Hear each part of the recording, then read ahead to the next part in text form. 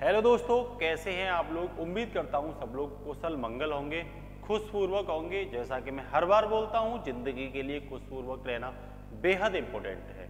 जैसा कि हमने आपको बताया कि सीटेट क्लास लगातार हम ला रहे हैं। पहली क्लास हम ला चुके हैं जिसमें हमने जीन पियाजे के संज्ञानात्मक सिद्धांत के बारे में आपको डिस्कशन किया था और उनसे रिलेटेड आए हुए क्वेश्चन आंसर, साथ साथ कुछ संभावित क्वेश्चन को भी आपके सामने रखा था। कोशिश हमारी यही है कि जिन क्लासों को हम आपको पेडागोजी को पढ़ा देंगे, पूरा पेपर आपको यहीं से मिलेगा। कोशिश हमारी यही है। चलते हैं, आज जो दूसरा टॉपिक है हमारा साथियों, वो टॉपिक है लॉरेंस कोहलबर्ग का नैतिकता का सिद्धांत, moral development theory of Lawrence Kohlberg. आपसे पूछ लेगा ये जो मोरल डेवलपमेंट थ्योरी है ये किसने दी, यही अपने आप में एक क्वेश्चन बन सकता है। तो ये लॉरेंस कोहलबर्ग ने दी। ये कहाँ के थे? तो साथियों ये अमेरिका के थे। कहाँ के थे? अमेरिका के। जैसा कि आप देख रहे होंगे आपके सामने लॉरेंस कोहलबर्ग हैं। ये लॉरेंस कोहलबर्ग हैं, ठीक है ना। इन्होंने ही नैतिकता का सिद्धांत दिया था। क्या दिया था? नैतिकता का सिद्धांत, ठीक है ना। नैतिकता विकास का सिद्धांत। ये कौन है अपने आप में? तो ये एक मनोवैज्ञानिक हैं, साइकोलॉजिस्ट हैं। जैसा कि मैंने कल 4 साइकोलॉजिस्ट आपको बताए थे। पहले जो थे उनको जीन पियाजे को हमने डिस्कशन किया, दूसरे आज हम आपको पढ़ा रहे हैं। तो इन्होंने नैतिकता के बारे में बताया था कि भाई मोरालिटी क्या होती है, व्हाट इज द मोरालिटी के बारे में इन्होंने डिस्कशन किया था। तो इन्होंने ये बताया था भाई मोरालिटी ये होती है कि कोई बच्चा होता है या कोई व्यक्ति होता है, बस उसे सही और गलत के बारे में जानकारी होनी चाहिए, मतलब तर्क होना चाहिए, सही और गलत की पहचान होनी चाहिए। और कह रहा बच्चा अपने सामाजिक परिवेश से ही नैतिकता और अनैतिकता को जानता है। ये ऐसा किसने बताया था?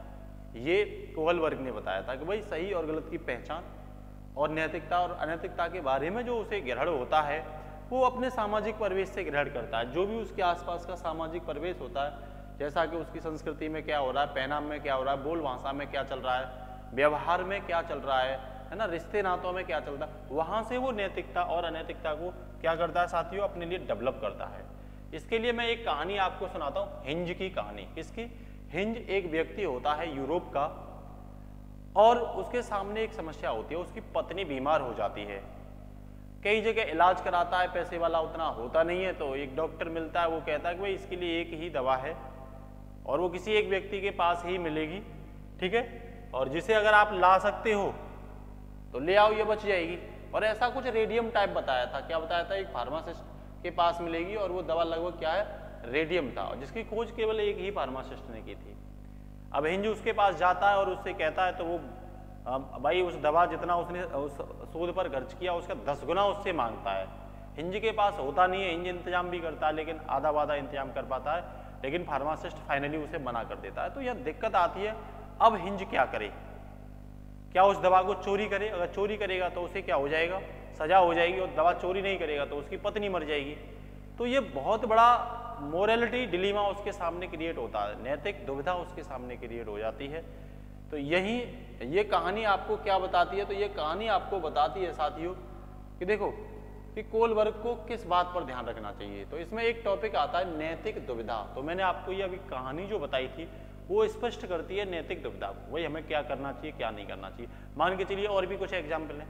मान के चलिए एक व्यक्ति है जो काला है लेकिन सरकारी नौकरी करता है, देखने में ज़्यादा अच्छा नहीं लगता और उसे कोई अपने पास खड़ा होना भी पसंद नहीं करेगा। एक व्यक्ति है जो देखने में बहुत अच्छा लगता है लेकिन करता रहता कुछ नहीं है, और एक लड़की को ये बोला जाता है कि भाई तेरी शादी करनी है, दोनों में से एक में से करनी पड़ेगी, बता किस में से करनी। तो ये भी नैतिक डिलीमा होता है, ये भी साथियों मोरल डिलीमा होता है। तो आप ध्यान रखना, जब हम अपने निर्णय लेने में क्या हो जाते हैं, फंस जाते हैं, निर्णय ले नहीं पाते, सही और गलत के बीच हम फैसला नहीं कर पाते, उसी को हम क्या कहते हैं, नैतिक डिलीमा कहते हैं, ठीक है ना। अगर हिंज चोरी करेगा तो पुलिस पकड़ लेगी और चोरी नहीं करेगा तो उसकी बीवी मर जाएगी, ठीक है ना। तो ये दिखाया गया है नैतिक दुविधा के बारे में हिंज की कहानी में। इसके साथ ही साथियों अब आता है नैतिक तर्कता क्या होती है, मतलब मोरल रीजनिंग क्या होती है।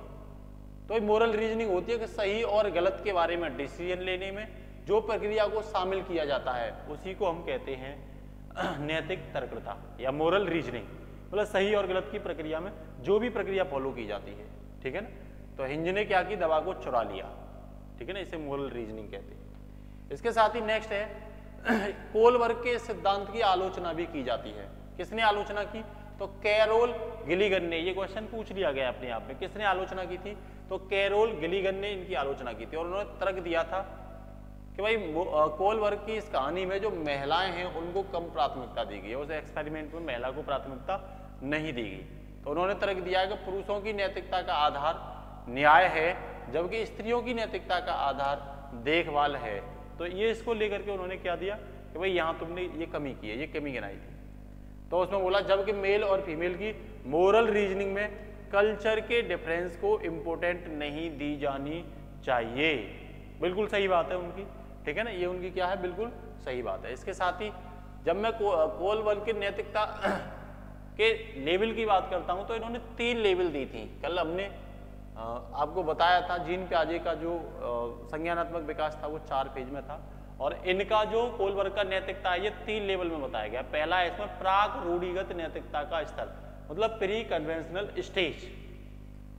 इसमें कितने वर्ष के बच्चे को शामिल, तो ये 4 से 10 वर्ष के बच्चे को शामिल किया जाता है। कह रहा है इस अवस्था में नैतिकता शून्य होती है बच्चे के अंदर, यानी बच्चे को सही और गलत के बारे में पता ही नहीं होता। इस अवस्था में नैतिक तर्कता दूसरे लोगों के मानकों के अनुसार होती है, मतलब उसमें खुद में सही और गलत की क्या नहीं होती, रीजनिंग उसके अंदर नहीं होती है, ठीक है।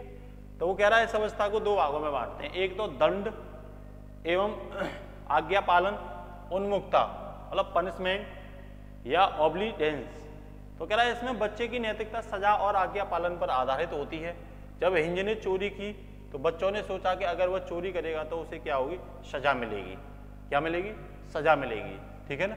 तो दूसरी अगर मैं बात करूं तो ये साधनात्मक सापेक्षता तथा उन्मुक्ता होती है, मतलब इसमें कह सकते हो आप इंस्ट्रूमेंट रिलेटिव इंडिविजुअलिज्म। कह रहा है इस अवस्था में जैसे को तैसा, इसे जैसे को तैसा भी कहा जाता है, मतलब इसमें जैसा व्यवहार कोई उसके साथ करेगा वो भी खुद उसके साथ दूसरा व्यवहार करेगा, वैसा ही व्यवहार करेगा जो दूसरा करेगा। मान लो किसी ने स्कूल में ये दिखाया गया है भाई ये इसे खिला रहा है तो ये इसे खिला रहा है, इसने पेंसिल तोड़ दी तो उसने भी उसकी पेंसिल तोड़ दी, इस तरीके का व्यवहार आपने देखा हो, कई बार बचपन में होता भी है।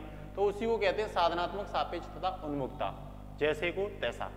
किसी ने ऐसे करके छेड़ दिया तो उसने भी, बच्चे ने ऐसे करके छेड़ दिया, ठीक है।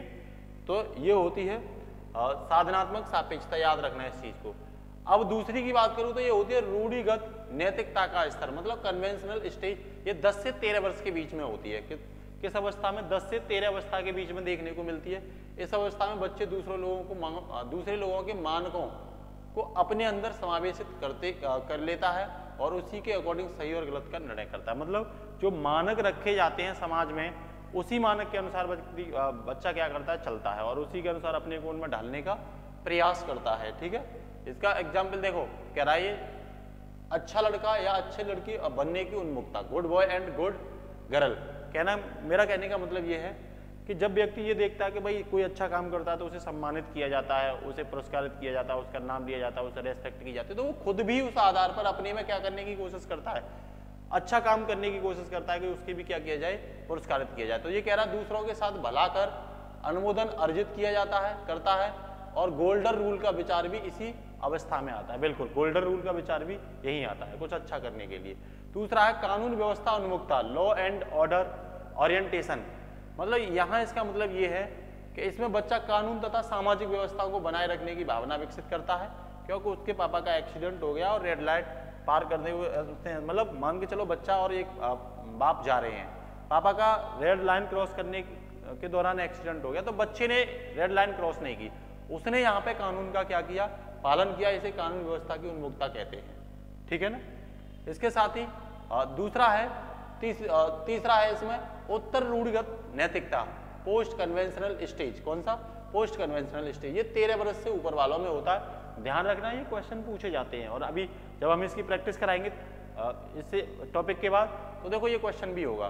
कह रहा है इसमें डिसीजन खुद लिए जाते हैं, ना कि समाज के जरिए लिए जाते हैं। जैसे मान के चलिए सही क्या है गलत क्या है वो बच्चा खुद में सोचता है। मान लो समाज में एक बुराई चल रही है, दहेज प्रथा, ठीक है, या विधवा विवाह को ना होने देना, या दास प्रथा। तो दहेज प्रथा में बच्चे से एक आ गया भाई तू अपनी शादी कर और दहेज ले, बच्चा नकार देगा, भाई मुझे नहीं चाहिए, ये तुम्हारी समाज की हो सकती है लेकिन मेरे निगाह में ये क्या है, गलत है। इसी को हम बोलते हैं उत्तर रूढ़िगत नैतिकता, मतलब पोस्ट कन्वेंशनल स्टेज। इसे दो भागों में बांटा गया है, मतलब वो नियमों को, समाज के नियमों को भी तोड़ करके क्या करता है, अच्छा करने के लिए प्रेरित रहता है। इसमें एक है सामाजिक अनुबंध उन्मुखता। यहाँ देख रहे हैं बच्चे कि अगर पिता का एक्सीडेंट हुआ है तो बच्चा रेड लाइट भी क्रॉस करके उनको बचाने के लिए गया है, मतलब उसने सही और गलत के बीच फैसला किया, उसने नियम कानून को ताक पर रख करके पहले मतलब मृत्यु से बचाने की क्या की है, कोशिश की है, ठीक है ना। तो ये सामाजिक उन्मुखता होती है, ठीक है।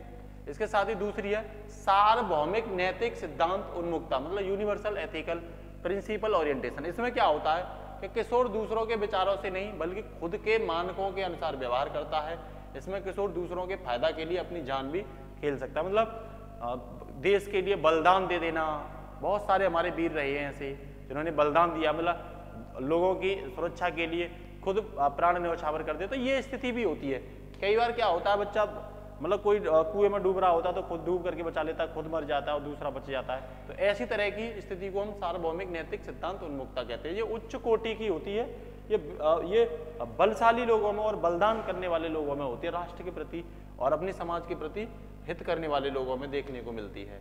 इसके साथ ही आज का पहला क्वेश्चन आप गैस करना, और ये वही क्वेश्चन है जो आपके एग्जाम में बार बार पूछे जाते हैं। उम्मीद करता हूं जिस दिन पेपर आएगा तो ये क्वेश्चन यहीं से बनेंगे। पहला है कोलबर्ग ने प्रस्तुत किया है, कोलबर्ग ने प्रस्तुत किया है संज्ञानात्मक विकास के चरण को, शारीरिक विकास के चरण या संवेगात्मक विकास के चरण या नैतिक विकास के चरण। संज्ञानात्मक तो हो नहीं सकता कि जीन प्याजे ने किया है, ठीक है। फिर कौन सा होगा, नैतिक विकास का चरण, थ्योरी ऑफ मोरालिटी, ये अभी हमने पढ़ाया था। तो इसका आंसर क्या होगा, the stage of moral development. कौन सा होगा, the stage of moral development. इसके साथ ही दूसरा क्वेश्चन है, कोहलबर्ग के अनुसार नैतिक विकास की एक ऐसी अवस्था जिसमें कोई व्यक्ति अपनी नैतिकता को वर्तमान में प्रचलित सामाजिक मानदंडों अथवा नियमों के अनुरूप आंकता है, को नैतिकता की कौन सी अवस्था कहते हैं। थोड़ी देर पहले ही मैंने अभी आपको बताया था, इसे हम कन्वेंशनल लेवल ऑफ मोरालिटी कहते हैं। ये 10 से 13 वर्ष के बच्चे में देखने को मिलती है। कन्वेंशनल मतलब नैतिक परंपरागत, नैतिकता का परंपरागत स्तर। आप ये देख रहे होंगे, देखो ये 10 से 13 वर्ष के बच्चे में यहाँ मिलेगी ये आप देख रहे हैं, देखो ये 10 से 13 वर्ष रूढ़िगत नैतिकता का स्तर, कन्वेंशनल स्टेज। देखो यही इसमें दे रखा है क्वेश्चन में, आप देख रहे होंगे, देखो क्वेश्चन में यही है, कन्वेंशनल लेवल ऑफ मोरालिटी, ठीक है। और ये प्रिवेंशनल लेवल ऑफ मोरालिटी जो मिलती है ये 4 से 10 वर्ष के बच्चे में मिलती है, और post conventional level of morality जो मिलती है वो 13 से अधिक के में मिलती है, और अनकन्वेंशनल तो मिलती ही नहीं है। तो इसका आंसर क्या हो जाएगा साथियों, इसका आंसर नैतिकता का परंपरागत स्तर हो जाएगा। इसके साथ ही दूसरा है, किसी बच्चे का दिया गया विशिष्ट उत्तर कोलबर्ग के नैतिक तर्क के सोपान की विषय वस्तु के किस सोपान के अंतर्गत आएगा। यदि आप ईमानदार हैं तो आपके माता पिता आप पर गर्व करेंगे, इसीलिए आपको ईमानदार रहना चाहिए। ये मैंने पढ़ाया था, आपको पता हो, ये मैंने पढ़ाया था। अच्छा लड़का और लड़की बनने के लिए, अच्छा लड़का या लड़की बनने के लिए अगर आपको थोड़ा भी अगर वो पता है तो देखो यहाँ पढ़ाया था मैंने, ये देखिए आप, अच्छा लड़का या लड़की बनने के लिए, तो ये कौन सी होगी, तो देखो ये रूढ़िगत नैतिकता का कन्वेंशनल स्टेज में आएगी, और इसमें अच्छा काम करने के लिए गोल्डन रूल विचार भी इसमें क्या किया जाता है, फॉलो किया जाता है। तो आप उम्मीद करता हूं आप समझ गए होंगे, इसका आंसर क्या होगा, सेकंड होगा, मतलब लॉ एंड ऑर्डर और sorry good girl and good boy orientation, इसका क्या हो जाएगा, सेकंड आंसर हो जाएगा। इसके साथ ही नेक्स्ट है, लॉरेंस कोलबर्ग के सिद्धांत में कौन सा स्तर नैतिकता की अनुपस्थिति को सही अर्थ में सूचित करता है, कौन सा स्तर है जो सही अर्थ में सूचित करता है, तो ये साथियों पहला ही स्तर है। कौन सा है, पहला स्तर है, ठीक है, ये फर्स्ट स्टेज है, आप ध्यान रखना स्टेज को। नेक्स्ट कह रहा, कोलबर्ग के अनुसार शिक्षक बच्चों में नैतिक मूल्यों का विकास कर सकता है। ये कहा है कोलबर्ग ने, कैसे कर सकता है, व्यवहार किया जाना चाहिए पर कठोर निर्देश देकर बिल्कुल नहीं। कठोर, कोलबर्ग ने ये बोला था बच्चे को सिर्फ भगवान मान लो, और भगवान को तो कठोर व्यवहार कर नहीं सकते हो।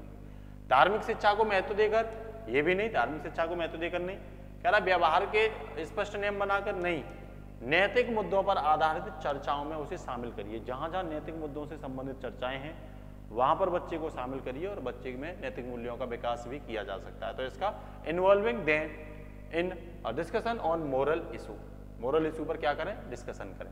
नेक्स्ट है साथियों, कोलबर्ग के सिद्धांतों में परंपरागत स्तर में नैतिकता है, व्यक्ति के अपने परिप्रेक्ष्य में नियंत्रित बिल्कुल नहीं, बाह्य रूप से नियंत्रित बाहरी रूप से भी नहीं, स्वयं के दोषों को स्वीकार किया जाए इससे भी नहीं होगा।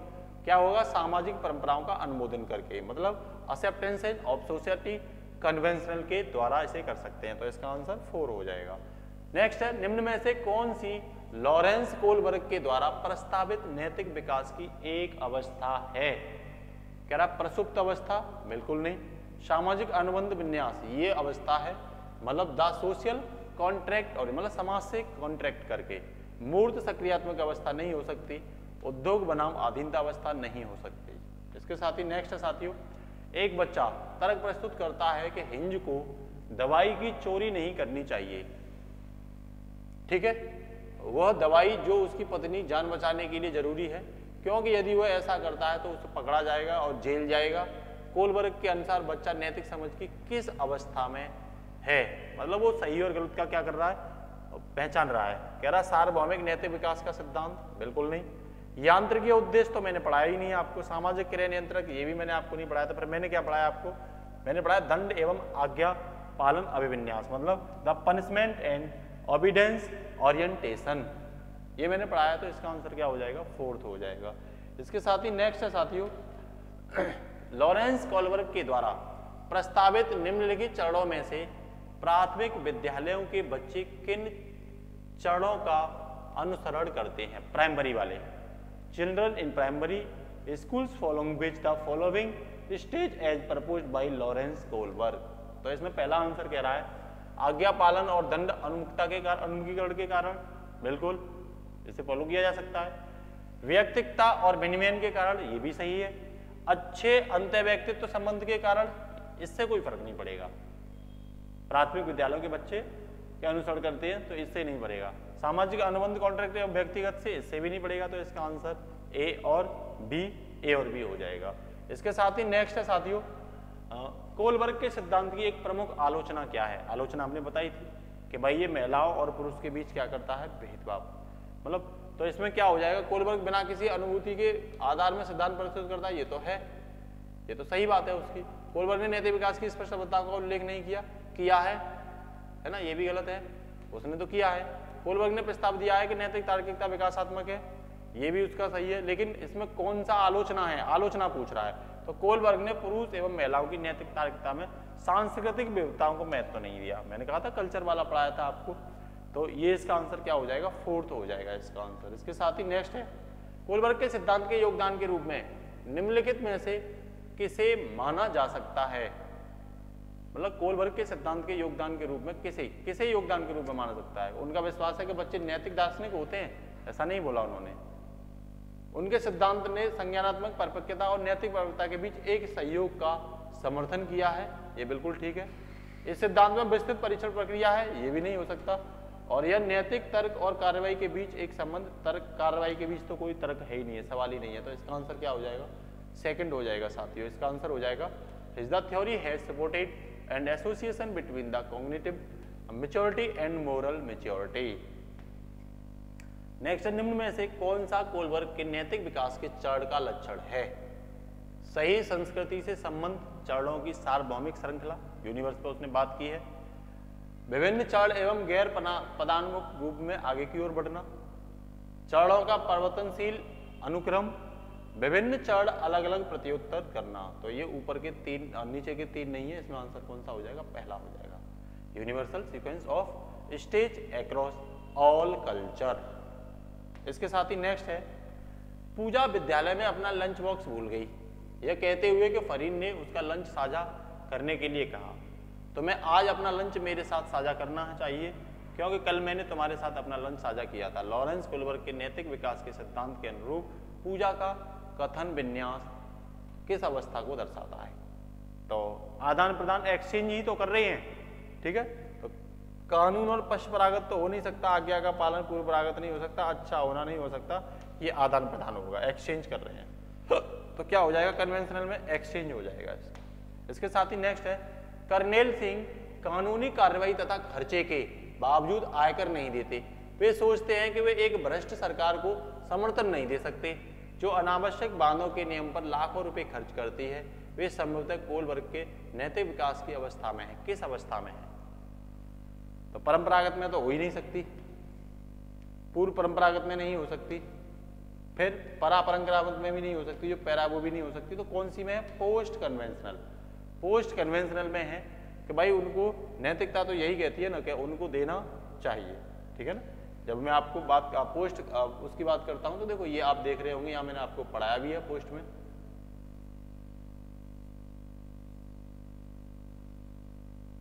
देखो पोस्ट कन्वेंशनल स्टेज में ये 13 से ऊपर होते, खुद निर्णय लेने के लिए क्या है, निर्भर होता है ना कि समाज। तो यहाँ कई बार ऐसे फैसले ले लिए जाते हैं जो उचित नहीं होते, लेकिन वो उचित होते लेकिन वो नियमों के अनुरूप नहीं होते। तो यही तो कोल वर्ग में बोला गया है, ठीक है ना। ये यहाँ जो बोला गया वो यही बोला गया है, तो ये जो बोला गया है वो यही बोला गया है कि भाई नियम तो ये है कि टैक्स देना चाहिए, लेकिन उसने इसलिए नहीं दिया कि भाई ये सरकार बेस्ट उसमें इसे यूज करती है। तो यह पोस्ट कन्वेंशनल स्टेज में आ जाएगा और इसका आंसर सेकंड हो जाएगा। इसके साथ ही नेक्स्ट है साथियों, निम्नलिखित वर्णन को पढ़िए तथा कोल वर्ग के नैतिक तर्क अवस्था को पहचानिए। अंतःकरण के स्वचयनित नैतिक सिद्धांत के द्वारा सही कार्य परिभाषित किया जाता है जो कानून एवं सामाजिक समझौते पर ध्यान दिए बिना संपूर्ण मानवता के लिए वैध है। तो कह रहा है वो सार्वभौमिक नैतिक सिद्धांत का अभिन्यास, यांत्रिक उद्देश्य अभिविन्यास, सामाजिक अनुबंधन अभिविन्यास या सामाजिक क्रम व्यवस्था। तो पहले यहां देख लेते हैं इंग्लिश में, the universal ethical principle orientation, the instrumental purpose orientation या सोशल कॉन्ट्रैक्ट ओरिएंटेशन या सोशल ऑर्डर मेंटेनिंग ओरिएंटेशन। तो यहाँ यूनिवर्सल की बात की गई है, किसकी बात की गई है? यूनिवर्सल की। तो इसका आंसर क्या हो जाएगा? 1 हो जाएगा। तो आज के लिए इतना ही, फिर मिलते हैं नेक्स्ट मनोवैज्ञानिक के साथ। और कोशिश यही है कि सीटेट का पूरा पेपर 2022-23 में जो भी आएगा वो यहाँ से फंसेगा, बशर्त आपको क्रांति अपनी कलम से करनी है। और क्लास अच्छी लगती है तो ज़्यादा से ज़्यादा शेयर करिए, जिससे कि हमारा मनोबल बढ़ेगा और हम आपके लिए लाते रहेंगे शानदार क्लास। कमेंट जरूर किया करिए क्लास कैसी लगती है ये बताने के लिए। आज के लिए इतना ही, फिर मिलते हैं। नमस्कार, जय हिंद, अलविदा, खुदा हाफिज साथियों।